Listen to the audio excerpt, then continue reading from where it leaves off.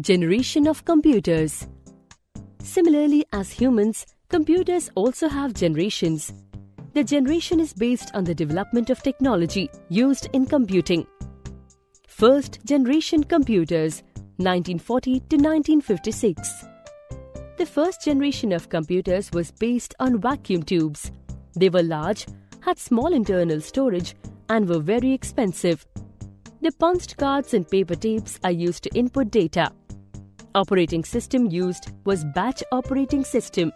Some of the examples of first-generation computer were Mark I, ENIAC, Electronic Numerical Integrator and Computer, UNIVAC, Universal Automatic Computer, EDVAC, Electronic Discrete Variable Automatic Computer.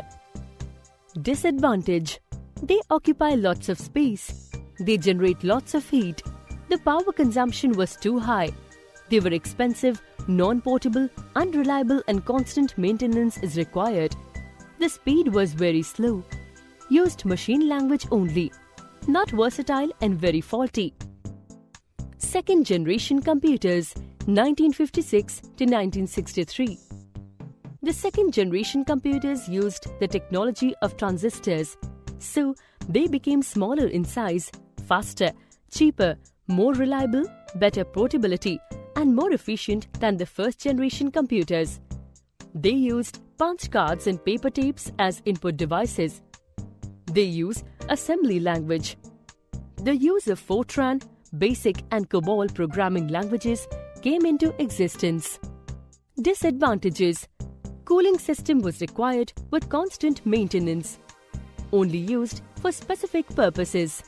Costly and non-versatile. Punched cards and paper tapes were used for input devices. Examples of second-generation computers were IBM 1401, IBM 350, UNIVAC 3, RCA 501, NCR 300 series, etc. Third-generation computers, 1964 to 1971. In third-generation computers, the technology of integrated circuits, popularly known as chips, are used. A chip could contain thousands of a transistor within it. Because of this, they became smaller in size as compared to the second-generation computers. They were faster, cheaper, and more efficient.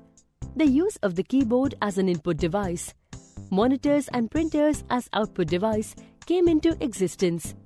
This generation of the computer used operating system, making it possible to run many different applications at one time. Examples of third-generation computers were IBM 360 series and 370 series, ICL 1900, UNIVAC 1108, Apple I, and UNIVAC AC 9000, etc. Fourth-generation computers, 1972 to present. The fourth generation of computers is the one which we are using nowadays. The development of microprocessor technology brought a revolution in the generation of computers. Microprocessors are combinations of thousands of integrated circuits onto a single silicon chip using VLSI, very large-scale integration, and ULSI, ultra-large-scale integration techniques.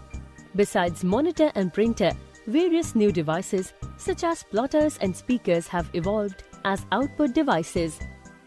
These computers are smaller, efficient, reliable, having large storage capacity, very powerful and multitasking. The present-day computer laid the base for the development of networking technology and Internet. Examples of fourth-generation computers are desktop computers, Apple Macintosh, IBM PC, etc. An IC containing about 100 components is called LSI, large-scale integration. An IC containing more than 1000 components is called VLSI, very large-scale integration. Fifth-generation computer, present, future. The fifth generation of computers is also known as supercomputers. This will use ULSI, ultra-large-scale integration chips.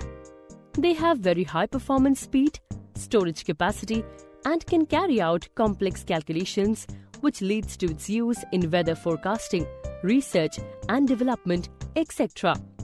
The examples are Cray SC300, The first supercomputer of India was Param 8000, year 1991.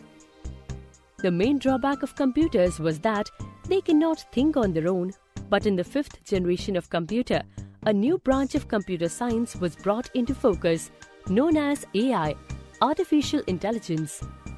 AI is a branch of computer science which deals with making the computer think and take decisions like human beings, overcoming its drawbacks.